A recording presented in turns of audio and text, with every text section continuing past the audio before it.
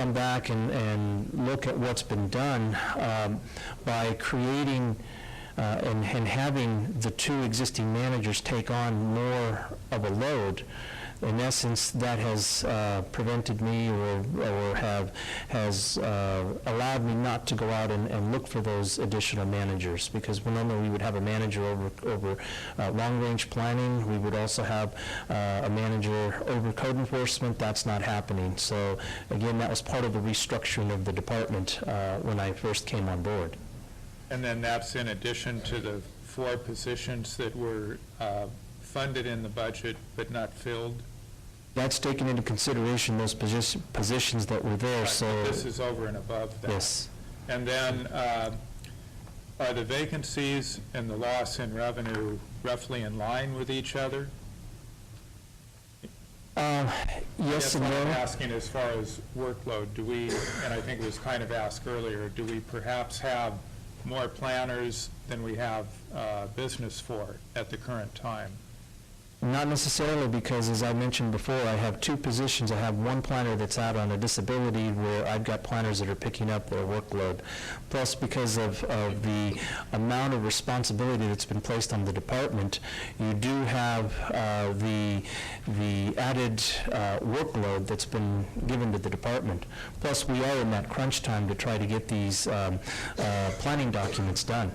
So the workload is there because we're trying to bring closure to a lot of these requirements. Plus, we have a housing element that's that we're trying to wrap up, where there's an issue, a legal issue. So that's focusing a lot of time and effort on that too.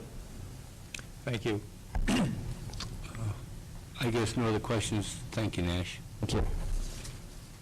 Okay. Any comments from the members at this point?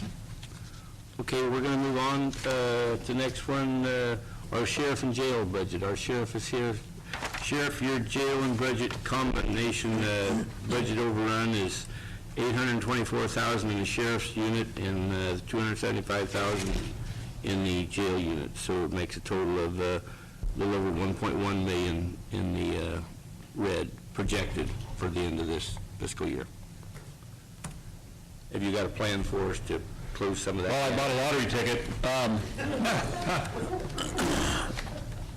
Mr. Chair and honorable members, board, in August I stood before 3 out of 5 of you, and I think the other 2 were in the audience, and I said public safety is expensive, and I told you that our budget that we had proposed to the CEO's office had been somewhat primarily rejected, and the budget that was printed was $1.5 million under what our projected cost was to run our department with the allotted staffing that the Board of Supervisors has given the Sheriff's Office to operate. And you know that the next line I'm going to say is we're operating with 47 deputy sheriff, which is the same number of deputy sheriffs this county had in 1972 during Nixon's first term of office, when the population was 35,000, and now our population is 92,000.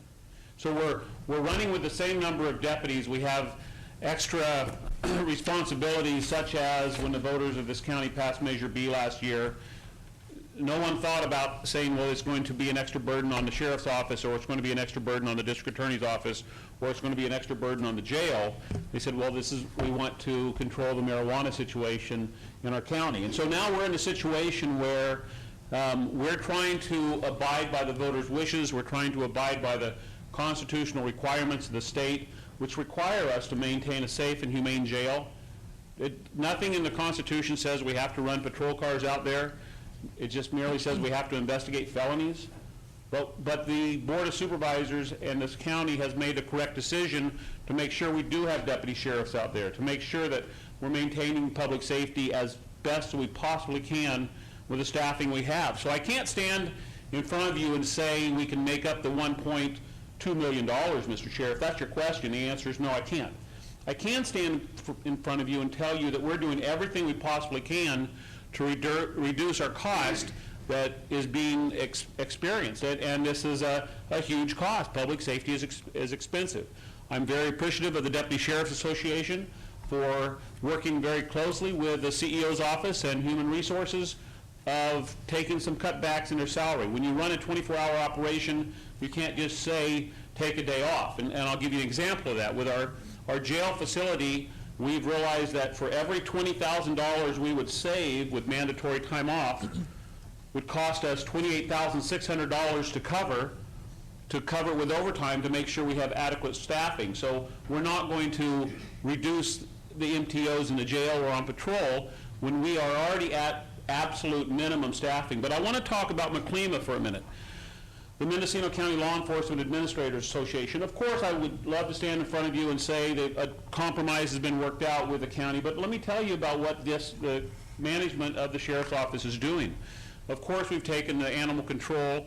We've taken some of the responsibility of we're assisting with, we've offered to assist with mental health transports. As you know, our undersheriff has taken on the responsibility of the Human Resources Director. And so these salaried employees who are salaried at 40 hours a week that were, before this situation, working 50 hours a week, now they're up to 60 hours a week, taking on the responsibilities of the assignments that the Sheriff's Office has taken.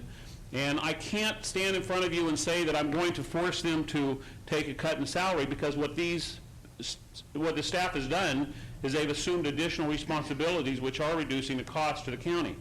So, like I started by saying, I wish that a compromise had been reached, and I don't know if it's totally out of the loop. I know the CEO stated that there's no more talks right now, and I hope there will be talks. I'm telling you that nobody is saying that we're just going to do our job, put in our 40 hours, and go home. I don't have one command staff that says that.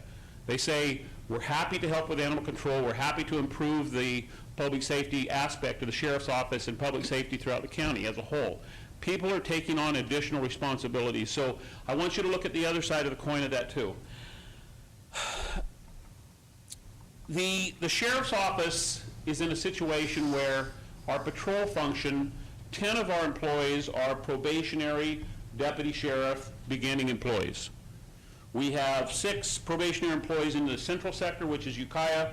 We have 3 probationary employees on the coast in Fort Bragg.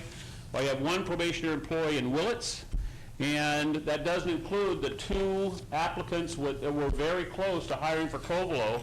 And I hope today I can get direction from the board on whether or not I can hire these 2 people from Covelo who have met with the community in Covelo, have agreed to move their families to Covelo and become resident deputies for us, because I don't have any other way to providing public safety to Covelo other than having the Willis deputies drive to Covelo each day, and we're high in our mileage as it is, and I'm trying to reduce our mileage as well as give a faster response to emergencies in Covelo. The crime in Covelo is not going away. I don't think the crime is getting increasingly worse, but it's sure not going away. And so I do ask this board, all 5 of you, to think about the responsibility that we, as employees of the county, have to the citizens of the Round Valley to put 2 new deputy sheriffs in Covelo. I would be happy to look at answer your questions, but I want to talk about overtime for a little bit, and I want to talk about what the Sheriff's Office is hoping to do to increase revenue. And as you know, and I've talked to the CEO, and I want to commend the CEO for the tough time we're in. The CEO has a very good policy of having an open door for department heads. He allows us to come in and bounce ideas off of them, and we have a very good relationship. And Mr. Mitchell, I'm glad you're at the helm right now, because you're doing a good job of leading us, and I appreciate your leadership and your experiences that you have from other counties. And your experience with the other sheriffs have allowed me to have relationships with the other sheriffs to understand other ways of maintaining the budget we have. And I can assure you that if it wasn't for Mr. Mitchell, the Sheriff's Office would not be taking animal control at this point, because it was through his leadership that we took that. But we also want to increase our revenues, and I can be very specific about revenue enhancements or fees, however you want to call it. But the Sheriff's Office right now, we're the only law enforcement agency that doesn't charge for the releasing of towed vehicles. We're one of the few coroner's office in the state that does not charge